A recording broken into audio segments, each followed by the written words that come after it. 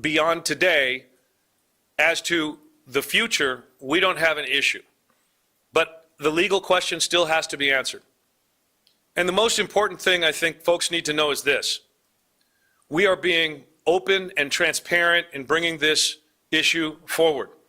We are making absolutely certain that folks understand that good, bad, or indifferent, we are going to keep the public informed. We're going to let you know what is happening, and we're going to try to reach a resolution that it is as fair as possible to Arizona's voters, because you deserve the best, most transparent, free, and accessible elections that you can have. My obligation is to Arizona's voters and to ensure the quality of the elections process. We have no reason to believe that there are any significant numbers of individuals remaining on this list who are not eligible to vote in Arizona. We cannot confirm that at this moment, but we don't have any reason to believe that. We also understand that the largest proportion of these voters, first and foremost, the main age group is from 45 to 60 years old. They received driver's licenses in Arizona originally before 1996. And so proportionately, just like the rest of the state, they are, the plurality of them are Republicans, followed by independents and Democrats. And so that's sort of the voter profile that we're looking at here. So I want to make sure that folks understand that we have identified an issue. We have, for the most part, done what we can do to resolve this issue moving forward. But the litigation that has been announced today is going to be answered hopefully tomorrow by my office. We will be responding in kind. And again, this is a legal question only. The recorder and I have stipulated to the facts. Our attorneys have coordinated as to the factual questions, as to the procedural questions, as to the legal issues that are to be raised. We are, however, taking legally different points of view so that we can have a rule of law in Arizona that we can then abide by. We just want them to answer the question. And so, given that background and information, I'm prepared to answer any questions that you might have. Dennis and then Howie. How are these voters, are you alerting this group of voters that they may not be eligible to vote, or That, find out if they try to cast? that's a great question, Dennis, and thank you very much. For all Arizona voters, I want to tell you this. If you are on this list, rest assured you will be contacted soon by elections officials. That being said, we are not going to start contacting voters willy-nilly until we have final resolution from the court. At this moment, we will proceed status quo. So if you have not been contacted by your local election official, then you can go ahead and understand that you'll be receiving your ballot. Many UOCAVA ballots are going to be going out tomorrow. Thursday and Friday is the deadline, and early ballots will be going out sometime soon thereafter. So as all Arizona voters, I just want to let you know, until you are contacted by a state election official or a county election official, just hang tight. We will make sure to get this resolved. There may be other methods that we are still looking into to be able to, through our access to other databases, figure out whether or not some of these folks would be eligible, and we can parse that list down even further quickly. We're still exploring those options. Howie. Let's talk about the remedy here. Let's assume the Supreme Court sides with Mr. Richard and says these 98,000, whatever the final number comes down to, should be given federal-only ballots. What's the remedy if I'm one of the people who's notified, by the way, you're only going to get to vote for or against Trump, etc.? Can I go down to a county office with my documented proof of citizenship? Can I show up on election day with a passport or something else? What's my remedy if, in fact, I'm on the list and the Supreme Court sides with Richard? What we can say is, if the outcome is as is being litigated by the county recorder's office, which I'm not saying whether he agrees or disagrees. We're just taking legal positions differing so we can get the rule. Should the Supreme Court come down on the side that these folks should become Fed-only voters, we will advise voters appropriately, and the last day and moment to present proof of citizenship will be 7 p.m. on Election Day. We are continuing to advise folks to vote early and to make sure that you get through the process as quickly as possible.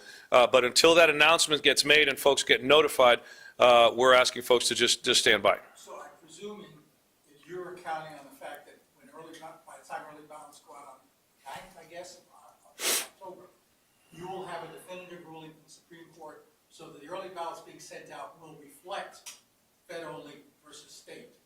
That's correct. And we have seen this before in Arizona elections where a smaller group than the whole voters have been inadvertently given a ballot. This happens occasionally, and we make those corrections by notifying those voters and then directing them to which appropriate ballot should happen. So we're hoping the Supreme Court will act swiftly once we get our response into the lawsuits that have been filed. And under that guidance, then we can move forward in conjunction with all of Arizona's elections officials. One other technical question. As you know, there's litigation by certain groups against the 15 county recorders who accuse the recorders of not doing proper citizenship checks, whether it's using the SAVE system or anything else. Are you concerned that they are going to try to intercede and slow things / muddy things up? I think that the Supreme Court will appreciate the exigent circumstances here and act with alacrity. Yes. As you stress transparency during this process, County Recorder Richard said he made his discovery last week. Yep. Why are we only finding out about this in the last week? That's a great question. You're only finding out about this in the last 24 hours because we wanted to make absolutely certain that we could answer the questions that you're going to have intelligently, that we could start finding resolution to some of these problems, not just on the technical side of the House, but also on the legal side of the House. And so while this discovery was made several days or a week or so ago, I can't remember the exact date, we wanted to make sure to get all of our ducks in a row before we came and presented this. Transparency is one thing, but because of the conspiracy theories and misrepresentations that have been made about all parts of our election systems, not just this part, we wanted to be absolutely sure that we had all of our facts straight before we brought it to the public. But let me note, again, we are bringing this to the public. There may have been some attitudes in some corners about let's just make it through this period, no one's going to notice. That would have been the wrong thing to do. The right thing to do and the hard thing to do is to bring this forward and say, here's what we're doing. We want to follow the law, but to do that, we need to know exactly what the law is as to these voters. Are you concerned this will spur new conspiracy theories about this election? This has already spurred new conspiracy theories about this election, but those conspiracy theories are just as good as all of the other conspiracy theories are. We have the facts. We are bringing them forward in a very transparent way. Some might argue a little too transparent, and we're making sure that people understand that we are working on this diligently. We are cooperating together across party lines and across many, many offices. As I've indicated, the governor's office has been very supportive, as has the attorney general's office. The county attorney in Maricopa County has been involved. The recorder and I felt, in speaking with all of these folks, we needed someone to challenge the position that we were going to be taking. The county recorder has agreed to play that role so that we can get the legal rule that we want. And rest assured, based on what I've seen already in this petition, they're making a pretty solid argument. Yes? Question, sir. How much time do you have for the Supreme Court to rule on what's going to be before it by tomorrow? Not much time. We're hoping to make our final filing tomorrow. And then it's going to be in the hands of the Supreme Court once we make that final filing. I'm hoping to make it tomorrow, but we still have to make sure that we've got all our T's crossed and I's dotted. This isn't a comfortable position to be in by any stretch, neither for us nor for Arizona's voters, but we're trying to resolve this problem as quickly as possible, and we hope the Supreme Court will agree. Well, ballots going out this week, UOCAVA ballots. UOCAVA ballots will be going out this week. Does that have to be resolved by then?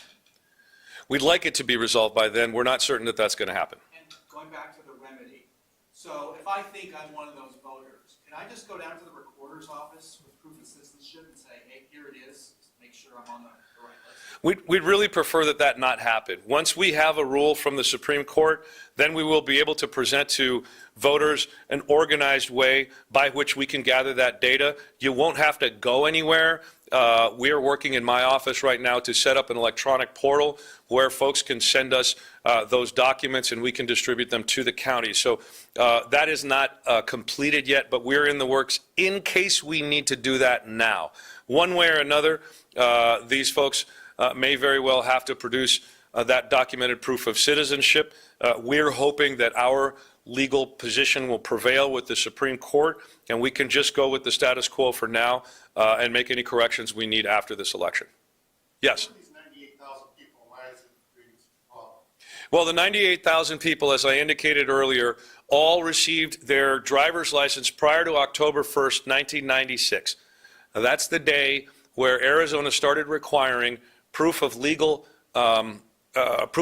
presence in the United States to get a driver's license, right? So green card, legal permanent resident, student visas, or anyone that was born in the country. After October 1st, 1996, that was a requirement.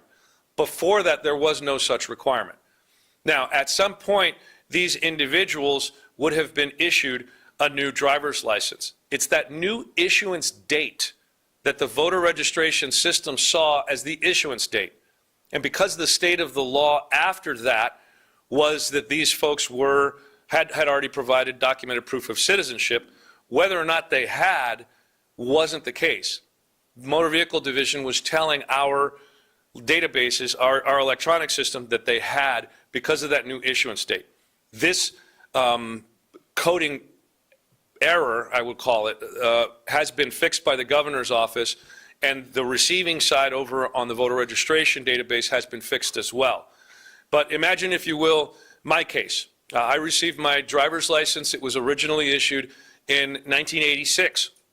Had I stayed sort of in the same home and never really done anything but maybe get registered to vote in a new place later, after having received a duplicate driver's license, for example, maybe with a new address, I wouldn't necessarily have had to go down to the MVD, but that new issue date would have been after the documented proof of citizenship requirement popped in on the registration side. But as to the MVD, their business rules didn't change anything but the issuance date. So the voter registration system would have assumed that I had provided documented proof of citizenship. That's the miscommunication between these two systems, and that's why this is an issue right now. That's also one of the reasons why we are hoping that the Supreme Court in the legal case comes down on our side, because through no fault of their own and with no notice, these voters have been voting full ballots since the last time they registered. Did that?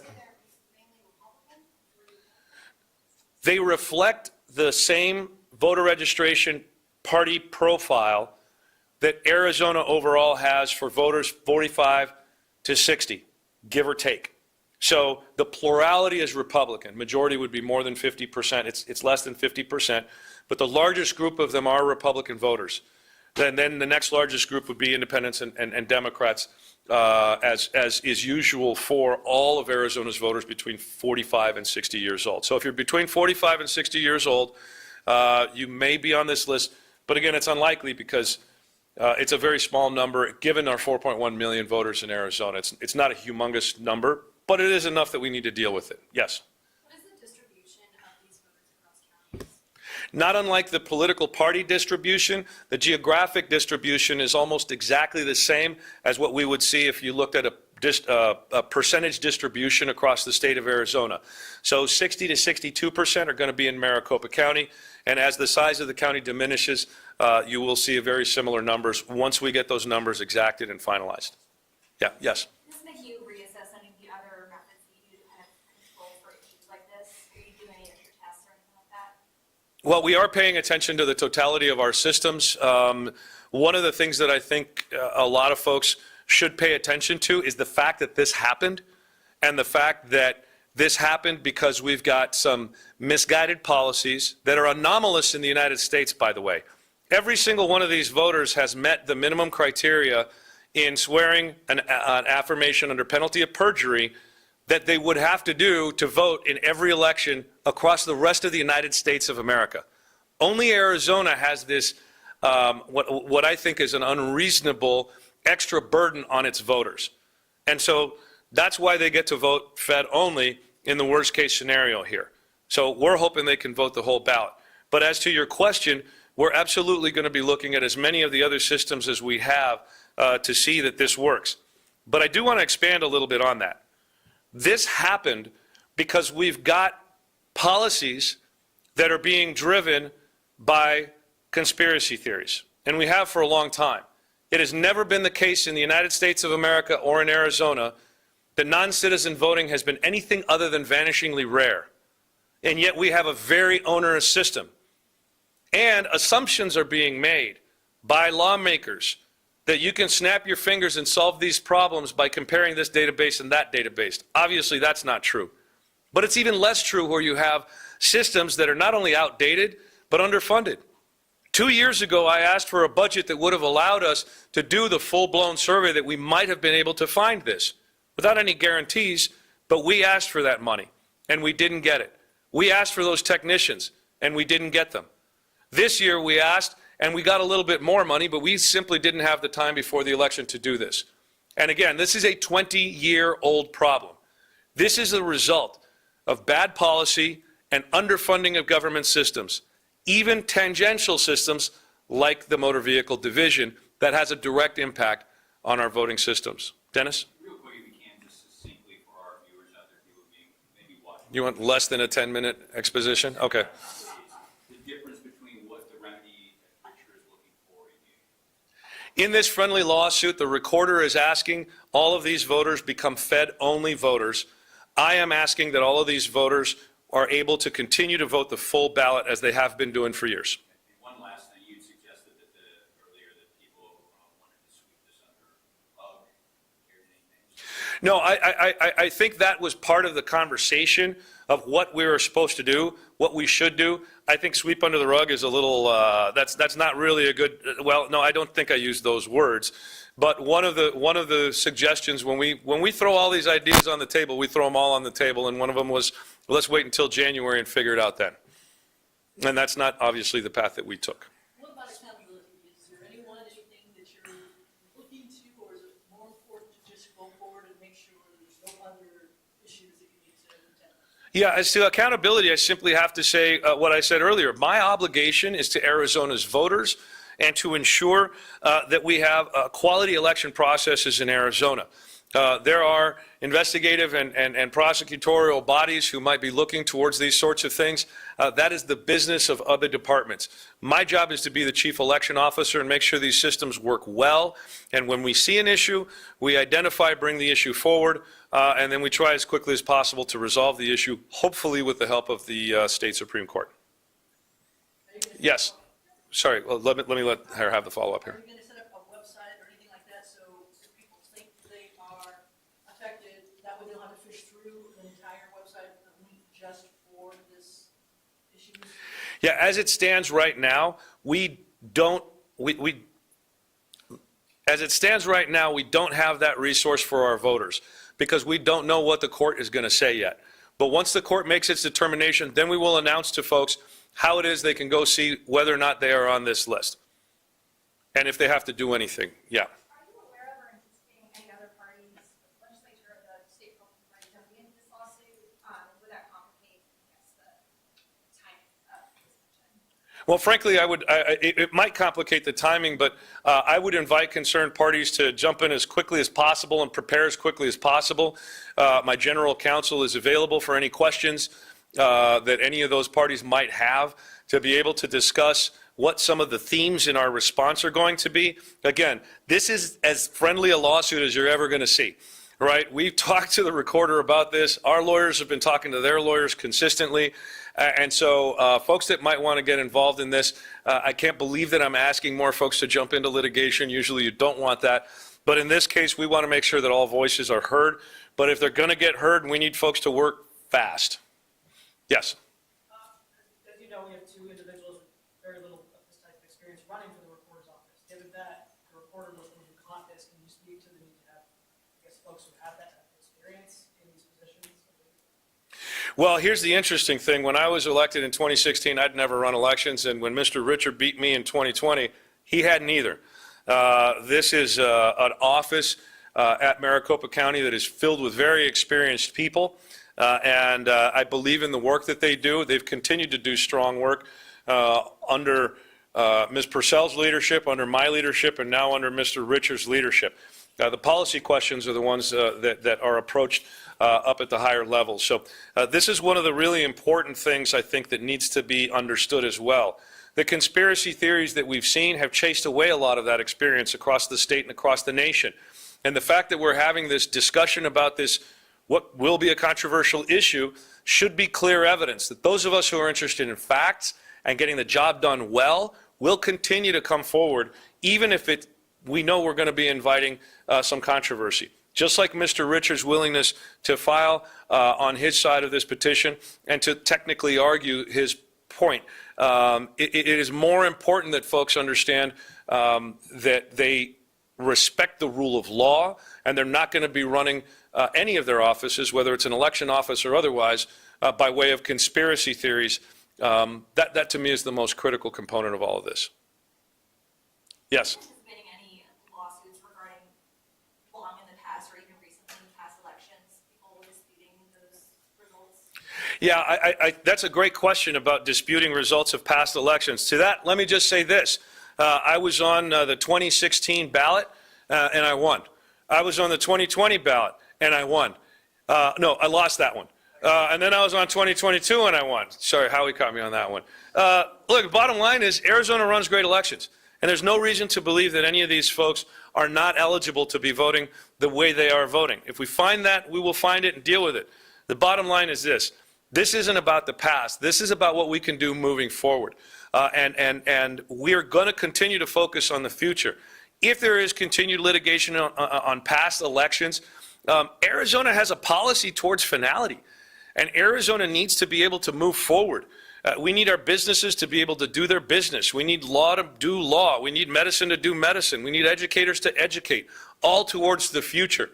Past grievances need to be put where they belong, in the past. Secretary Fontes, how can you argue that there's no reason to believe that anyone who voted that shouldn't be voting in these past elections when this issue was discovered? Because, if I'm not mistaken, the recorder's office found somebody who was voting when they shouldn't have been voting.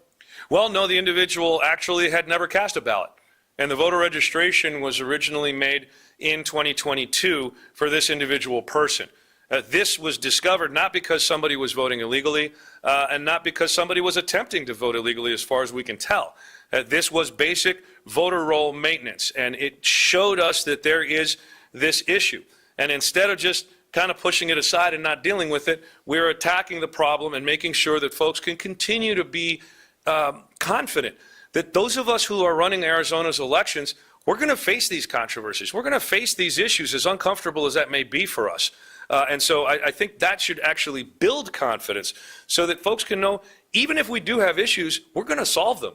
We're going to figure it out, and we're going to move forward. Yeah, Bram? Just to follow up on that question, I know Stephen Richards said this, and perhaps you've said it already, but is there any reason to believe that any of these 98,000 voters are non-citizens? No, there isn't. Every single one of these voters has met the criteria that every other American voter outside of this state has met. They have all sworn an affidavit under penalty of perjury that they are U.S. citizens, they are over 18, and they are neither a felon or otherwise incapacitated. That penalty of perjury is important. And we have seen vanishingly rare cases in the United States across the country where, sometimes people are either mistaken or misled into registering to vote, but they don't necessarily then vote. And we saw, my counterpart in Georgia indicated that there were several thousand cases they saw where people attempted to register to vote. Well, they weren't allowed to register to vote there.